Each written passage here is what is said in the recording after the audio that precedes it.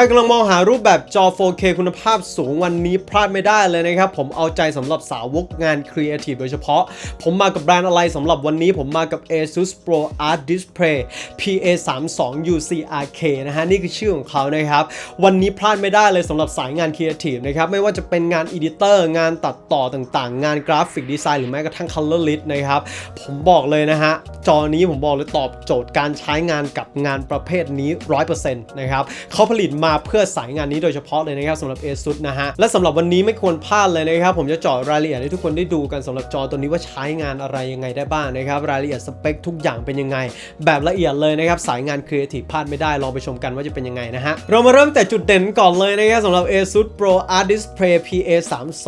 UCRK ตัวนี้มีจุดเด่นอะไรยังไงบ้างอย่างแรกเลยนะครับตัวนี้เป็นรูปแบบจอแสดงผลแบบ 4K HDR นะครับขนาด32นิ้วมีไฟพื้นหลัง LED ขนาดเล็กที่มีความสว่างสูงสุดถึง 1,000 ยูนิตเลยนะครับต่อมาเขาจะมีเทคโนโลยี Quantum Dot นะครับเอาจริงๆเทคโนโลยีนี้นะฮะในหลายๆจอไม่มีให้ใช้นะครับผมจะมีแค่จอราคาแพงๆเท่านั้นซึ่งตัวนี้มีมาให้นะครับ Quantum Dot ตัวนี้ก็จะเป็นเทคโนโลยีที่ให้พื้นที่สีที่เที่ยงตรงมากๆไม่ว่าจะเป็น Adobe RGB อยู่ที่ 99.5% DCI-P 3 98% และที่สำคัญตัวนี้จุดเด็ดเลยนะครับนั่นก็คือ sRGB ให้ค่าสีที่เที่ยงตรงถึง 100% เลยนะครับทุกคนต่อมานะครับเขาจะรองรับระบบ HDR หลากหลายรูปแบบนะครับไม่ว่าจะเป็น HDR10 หรือ HLG ก็สามารถใช้งานได้สำคัญตรงนี้ขาดไม่ได้เลยนะครับก็จะมีเทคโนโลยี ASUS Pro Art Hardware Calibration นะครับสำหรับการเพิ่มประสิทธิภาพการดูความแม่นยำของสีเขาจะมีฮาร์ดแวร์มาให้นะครับนั่นก็คือ X-Rite i1 Display Pro เพื่อเอามา calibrate สีของตัวจอได้นะฮะถัดมาเขาจะมี USB-C รองรับสัญญาณ Display Port นะครับการถ่ายโอนข้อมูลและการจ่ายพลังงานสูงสุดถึง80 วัตต์ลองคิดภาพตามว่าตัวจอเขาจะสามารถชาร์จพลังงานเข้าตัวโน้ตบุ๊กได้ทุกคนมีโน้ตบุ๊กแล้วไม่ต้องพกอะแดปเตอร์มีแค่สาย Type C ก็เชื่อมต่อผ่านตัวจอก็ชาร์จพลังงานได้ถือว่าเท่มากๆค่อยไปชมกันนะครับในส่วนของพอร์ตว่าตรงนี้ใช้งานยังไงนะฮะตรงนี้สุดท้ายผมอยากจะย้ำนะครับคือส่วนของตัวรหัสนะฮะบางคนอาจจะงงในท้องตลาดจะมี2แบบนะครับคือ PA32 UCR และ PA32 UCR-K นะครับพูดแล้วทำความเข้าใจง่ายๆแล้วกันนะครับตัว K เนี่ยเขาจะมี X-Rite i1 Display Pro แถมมาให้นะครับแต่ตัว PA32 UCR ปกติเขาจะไม่มีมาให้ที่วางขายในท้องตลาดณปัจจุบันตอนนี้ของประเทศไทยก็จะมีตัว PA32 UCRK นะครับกลัวว่าบางคนจะสงสัยนะครับผมก็ย้ำไว้แล้วกันในส่วนนี้นะฮะและสิ่งที่เขามีมาให้มีอะไรบ้างสำหรับจอตัวนี้นะครับเมื่อซื้อจอตัวนี้จะได้อะไรบ้างนะฮะอย่างแรกเลยคือคู่มือการใช้งานใบต้อนรับและใบประกันนะครับตรงนี้เก็บไว้ให้ดีด้วยนะครับต่อมาก็จะมีใบรับรองการทดสอบ Color Calibration Testing มาให้ด้วยนะครับตรงนี้จะเป็นข้อมูลเชิงลึกพอสมควรเลยนะครับที่ทาง ASUS เขาทำการทดสอบจอตัวนี้แล้วนะฮะว่าสีเนี่ยมันเที่ยงตรงมากๆเอาไปใช้งานเนี่ยผมบอกเลยทำงานออกมาได้เที่ยงตรงสุดๆนะครับสำหรับสายครีเอทีฟถูกใจแน่นอนอย่าลืมเปิดอ่านใบนี้กันด้วยนะฮะแล้วสายเขามีสายอะไรมาให้บ้างให้จอขนาดนี้นะครับต้องมีสายมาให้นะครับตัวนี้ก็จะมีสาย USB Type C to Type C นะฮะนั่นก็คือรูปแบบของการใช้งานกับ USB-C 80 วัตต์ที่ผมบอกไปตอนต้นนะครับแล้วก็สาย Display Port มีมาให้ด้วยต่อมาตรงนี้สำคัญนะครับคือ X-Rite i1 Display Pro ที่เป็นฮาร์ดแวร์ในการ calibrate color ตัวจอมีมาให้ด้วยนะครับเท่านั้นยังไม่พอจะมีขา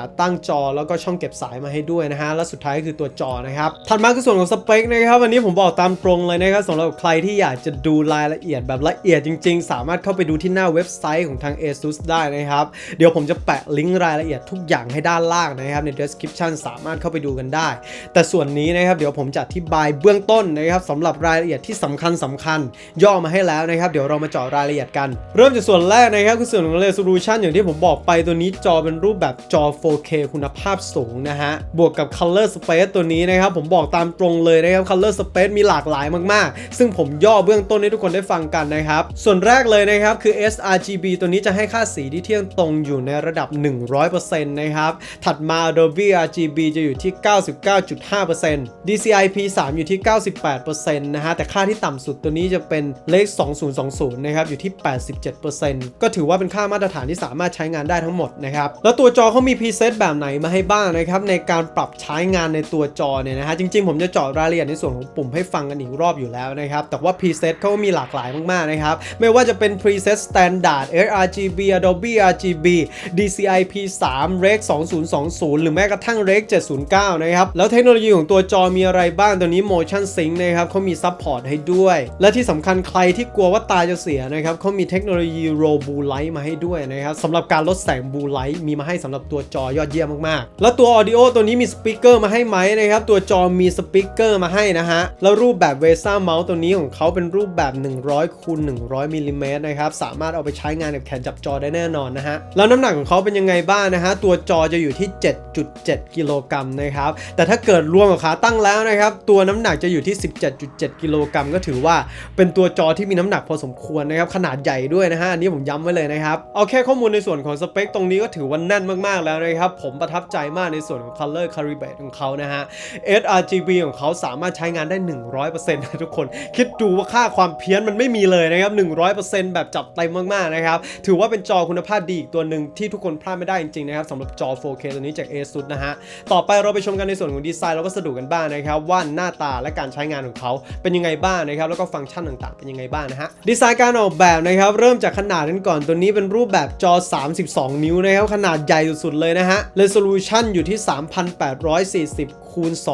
2160 หรือ 4K HDR นั่นเองนะครับทำความเข้าใจง่ายๆแบบนี้นะฮะตัวจอเหมาะสำหรับใครนะครับเหมาะสำหรับสายงาน Creative Filmmaker Editor หรือแม้กระทั่ง Colorist นะครับหรือแม้กระทั่ง Graphic Design นะครับผมบอกเลยว่าทาง ASUS ก็สร้างจอตัวนี้มาเพื่อคนกลุ่มนี้โดยเฉพาะนะครับเพราะด้วยตัวจอเนี่ยค่อนข้างมีความเสถียรและแม่นยำในเรื่องของสีมากๆนะฮะแถมสามารถปรับเปลี่ยนการใช้งานได้หลากหลายรูปแบบมากๆทั้งรูปแบบ preset เล็ก709เล็ก2020 sRGB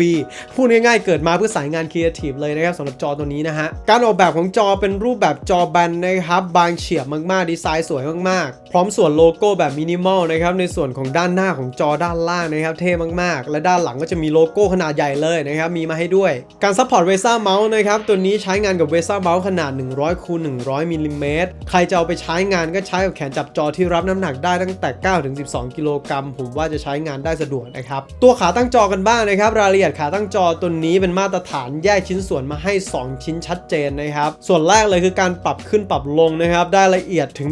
130มิลลิเมตรนะครับดึงขึ้นดึงลงได้การปรับความเอียงของจอจะอยู่ที่23องศานะครับหรือแม้กระทั่งการปรับหมุนจอเป็นแนวนอนหรือแนวตั้งก็สามารถทำได้เช่นเดียวกันนะครับปรับหมุนได้เลย90องศานะฮะเท่านั้นยังไม่พอนะครับสำหรับใครอยากจะหมุนตัวจอเป็นเชิงลึกนะครับสามารถหมุนปรับได้ที่30องศาเช่นเดียวกันฉะนั้นทุกคนสบายใจได้นะฮะขาตั้งตัวนี้สามารถตอบโจทย์ได้ทุกอริยบทได้อย่างแน่นอนและสุดท้ายยังมีร่องสำหรับเก็บสายมาให้อีกด้วยนะครับกรณีที่ใครอยากจะจัดระเบียบสายนะครับขาตั้งจอตัวนี้สามารถใช้งานได้อย่างสบายนะครับพอร์ตการใช้งานมีอะไรยังไงบ้างมาเจาะรายละเอียดกันนะครับในส่วนแรกตัวนี้ช่องสำหรับเสียบสาย AC นะครับเพื่อจ่ายไฟเข้าตัวอุปกรณ์ก็คือตัวจอนั่นเองนะฮะถัดมาคือช่อง HDMI นะครับมีมาให้ทั้งหมด3พอร์ตด้วยกันต่อมาก็จะมีช่องสำหรับเสียบ Display Port มาให้1พอร์ตด้วยนะครับไม่ใช่ไม่มีนะฮะตัวนี้มีช่องสำหรับเสียบ Display Port ฉะนั้นใช้งานได้อย่างแน่นอนสำหรับใครจะใช้งานแบบจัดเต็มนะครับต่อมาคือพอร์ต 3.5 มิลลิเมตรนะครับสำหรับใครจะเอาตัวลำโพงมาเสียบเข้ากับตัวพอร์ตในจอตรงนี้ก็สามารถทำได้เช่นเดียวกันนะครับพิเศษสุดนะครับคือพอร์ต USB-C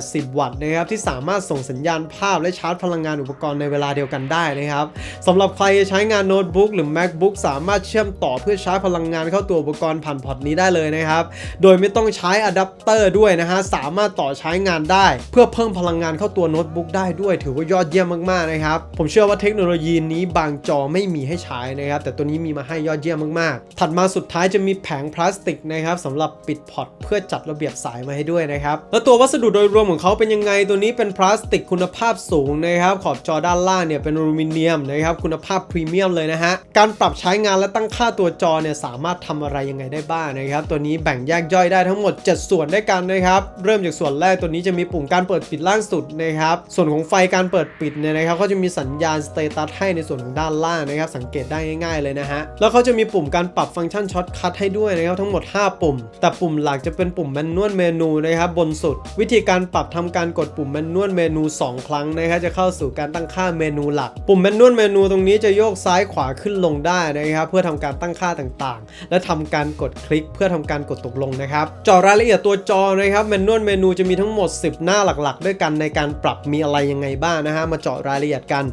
นส่วนที่1นะครับคือหน้าสำหรับการปรับ Pro Art Preset Color นะฮะสำหรับตั้งค่าสีจอมาตรฐานนะครับมีให้เลือกหลากหลาย preset มากๆสำหรับสายงาน Creative Editor Colorist Graphic Design เนี่ยถูกใจแน่นอนผมรับประกันได้นะครับเพราะเขาจะมีทั้ง preset sRGB นะฮะ Dolby RGB และแต่ละสีก็จะมีโหมดการปรับสีที่ต่างกันนะครับปรับให้ตรงกับการตั้งค่าใน ตัวโปรแกรมด้วยนะครับจะทำให้สีไม่เพี้ยนแน่นอนอันนี้ผมรับประกันได้เลยนะฮะต่อมาส่วนที่2นะครับคือ Blue Light Filter นะครับคือฟิลเตอร์ถนอมสายตานะฮะมีมาให้ทั้งหมด4เลเวลด้วยกันเลือกปรับกันตามความเหมาะสมนะครับในส่วนนี้ส่วนที่3คือโหมดของ Pro Art Palette นะครับสำหรับการปรับค่าโหมดต่างๆตรงนี้จะสามารถใช้งานได้แค่บางโหมดเท่านั้นจะเชื่อมโยงกับโหมดของ Pro Art Preset Color นะครับถ้าอยากปรับใช้งานแบบอิสระนะครับให้เลือกเป็น Standard Mode นะฮะก็จะสามารถปรับแต่งสีได้ตามใจชอบไม่ว่าจะเป็นค่า Brightness Contrast ต่างๆหรือใครไม่อยากปรับนะครับชอบสีเที่ยงตรงมาตรฐานก็เลือกเป็น sRGB Mode ก็ได้นะครับซึ่งเป็นจุดเด่นของตัวจออยู่แล้วนะครับถัดมาส่วนที่4คือ Image นะครับคือการปรับค่าความคมชัดของตัวจอนะครับไม่ว่าจะเป็นค่า Track Free ต่างๆสามารถตั้งค่าได้ที่ส่วนนี้นะฮะส่วนที่5นะครับจะเป็นส่วนของ Sound อย่างที่ผมบอกไปจอตัวนี้รองรับรูปแบบการใช้งานลำโพงในตัวด้วยนะครับการตั้งค่าเสียงของจอสามารถตั้งค่าได้ที่ส่วนนี้หรือถ้าเกิดไม่อยากใช้งานก็สามารถมิวได้เช่นเดียวกันนะครับต่อมาส่วนที่6คือค่า PIP and PBP นะครับคือการเซตติ้งค่าปรับใช้งานการแบ่งจอนะครับบางคนอาจจะมองว่าจอ 4K เนี่ยมันใหญ่เกินไปซึ่งมันก็ใหญ่จริงๆนะครับสามารถตั้งค่าในการแบ่งจอได้ที่ส่วนนี้นะครับสำหรับใครจะแบ่งจอนะฮะส่วนที่7นะฮะคือค่า Quick Fit Path นะครับคือการเช็คค่า ratio ของจอเพื่อดูสัดส่วนของจอไม่ว่าจะเป็นค่าแบบ Rule of Thirds แบบที่ทุกคนรู้จักกันนะครับว่าสามารถตั้งค่าได้ที่ส่วนนี้นะฮะส่วนที่8คือค่า Input Select นะครับคือการเช็ค Input Port ว่าใช้งานพอร์ตการใช้งานรูปแบบไหนอยู่ถ้าเกิดเราอยากจะเช็คว่าตอนนี้เราใช้พอร์ตการใช้งานแบบไหนก็สามารถมาเช็คพอร์ตการใช้งานได้ที่โปรไฟล์นี้นะครับส่วนที่9คือ System Setup นะครับคือการตั้งค่าปรับการใช้งานระบบของหน้าจอทั้งหมดนะครับทั้งระบบภาษาการตั้งค่าต่างๆหรืออยาก Reset All ก็สามารถตั้งค่าได้ที่ส่วนนี้สำคัญมากๆนะครับถ้าเกิดตั้งค่าผิดพลาดสามารถมาตั้งค่า Reset All ได้ที่ส่วนโปรไฟล์นี้นะครับในส่วนที่9นะฮะสุดท้ายส่วนที่10นะครับคือการตั้งค่าช็อตคัทสำหรับ Setting เมนูหลักนะครับตั้งค่าเลือกช็อตคัทได้ตามใจชอบนะครับตั้งได้ถึง2โปรไฟล์ด้วยกันเมื่อเลือกแล้วส่วนนี้จะไปอยู่ในส่วนของหน้าหลักเริ่มต้นทันทีนะครับและในกรณีของปุ่มช็อตคัทที่มีทั้งหมด5ปุ่มที่เขามีมาให้เนี่ยนะครับการใช้งานกรณีที่เราไม่อยากจะใช้แมนนวลเมนูที่อยู่บนสุดเนี่ยนะครับเราสามารถกดเรื่องปุ่มการใช้งานช็อตคัทได้นะฮะเพราะในจอเขาจะมีปุ่มฟังก์ชันช็อตคัทมาให้นะครับจำนวนเท่าๆกับปุ่มฟังก์ชันที่เขามีมาให้เลยนะฮะผมยกตัวอย่างละกันนะครับปุ่มสุดท้ายคือปุ่มวอลลุ่มใช่ไหมครับกดไป1ทีก็จะสามารถกดปุ่มปรับวอลลุ่มขึ้นลงได้นะครับโดยการปรับโยกแมนนวลในส่วนของแมนนวลเมนูด้านบนนะครับเมื่อตั้งค่าเสร็จก็โยกปุ่มไปทางซ้ายนะครับเพื่อปิดหน้าจอการตั้งค่าทั้งหมดนะฮะต่อมาตรงนี้สำคัญมากๆเลยนะครับคือในส่วนของการเทสนะครับผมจะเทส3ส่วนด้วยกันคือการจัดการ Color Calibrate ของเขานะครับผ่านอุปกรณ์ที่เขามีมาให้ก็คือ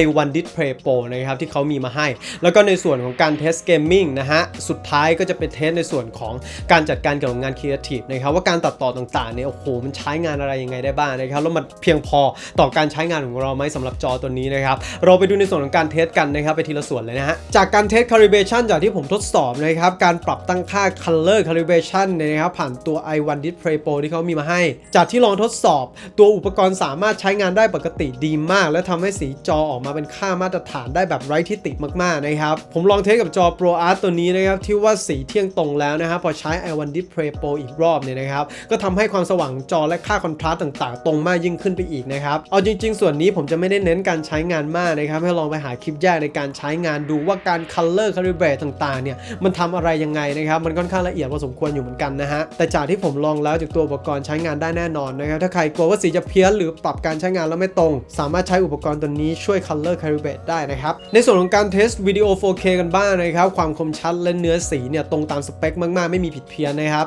บเช็คค่าตามมาตรฐาน sRGB สีตรงแน่นอนสายงาน Creative Colorist Photographer ต่างๆหรือแม้กระทั่ง Graphic Design เลยนะครับผมบอกเลยไม่มีผิดหวังเพราะจอตัวนี้สร้างมาให้สายงานนี้โดยเฉพาะนะครับในส่วนของการเทสเกมมิ่งนะครับสำหรับสายเกมมิ่งเอาจริงๆสามารถใช้งานได้นะครับถ้าเกิดไม่เน้นแบบว่าเกมยิงนะครับเน้นแต่ภาพสวยอย่างเดียวแต่สาย FPS ผมแนะนำนะครับว่าไปใช้รูปแบบจอที่เป็นเกมมิ่งโดยเฉพาะจะเหมาะกว่านะครับเพราะตัวนี้ซัพพอร์ต refresh rate อยู่ที่60 Hz เท่านั้นนะครับอาจจะเกิดความเชื่องช้าได้นะครับเมื่อต้องเกิดการปะทะภายในเกมหรืออะไรประมาณนี้อาจจะไม่ทันใจเท่าที่ควรผมบอกไว้เลยนะครับฉะนั้นสาย FPS พิจารณากันนิดนึงสำหรับส่วนนี้นะครับแต่เกมทั่วไปเล่นได้นะครับไม่มีสะดุดภาพสวยแน่นอนนะฮะส่วนของการเทส Creative นะครับตัวนี้เป็นหมัดเด็ดของเขาเลยนะครับสำหรับสายงานตัดต่อนะครับเป็นจอที่สร้างมาเพื่อสายงานนี้โดยเฉพาะเลยนะครับสำหรับการตัดงานเต็มอิ่มแน่นอนจะ10 เลเยอร์ก็ไม่มีสถานนะครับต่อการทำงานเพราะตัวจอเนี่ยผมบอกตรงๆว่าใหญ่มากๆนะครับตัดต่อได้ทั้งวันไม่มีเบื่อเลยนะครับแถมจอยังเป็นรูปแบบ 4K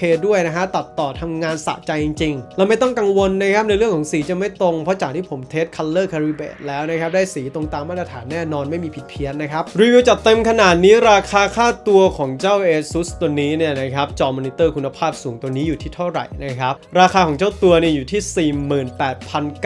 48,900 นะครับถือว่าเป็นราคาที่สูงพอสมควรแต่บางคนอาจจะมองว่าเฮ้ยแพงไปหรือเปล่าสำหรับคุณภาพระดับนี้นะครับผมกล้าพูดได้เต็มปากเลยนะครับว่าสมเหตุสมผลที่สุดแล้วนะครับจากที่ผมรีวิวมาผมบอกเลยว่าจอตัวนี้เนี่ยนะฮะถ้าวัดจากศักยภาพการทำงานของระบบจอจริงๆทั้งฟังก์ชันการทำงานต่างๆจอก็เป็นรูปแบบ 4K นะครับบวกกับค่าสีที่วัดมาแล้วจากทาง ASUS ที่ตรงมากๆจนไม่รู้ว่าจะตรงยังไงแล้วนะครับสายงานครีเอทีฟผมบอกเลยนะครับถ้าได้เจอคลิปนี้ผมบอกเลยจอระดับ Advanced ตัวนี้เหมาะกับการใช้งานสำหรับทุกคนมากๆนะครับลิงก์และรายละเอียดทุกอย่างจากทาง ASUS นะครับผมแปะให้ด้านล่างหมดแล้วนะครับใน description สามารถเข้าไปสั่งซื้อกันได้สำหรับใครที่สนใจนะครับ100,000เบาๆผมเชื่อว่าทุกคนใครจะเอาไปใช้งานแบบ Advanced นะครับถูกใจแน่นอนนะฮะสั่งซื้อกันได้นะครับสุดท้ายอย่าลืมกด subscribe ผมด้วยขอบคุณสำหรับการรับชมครับ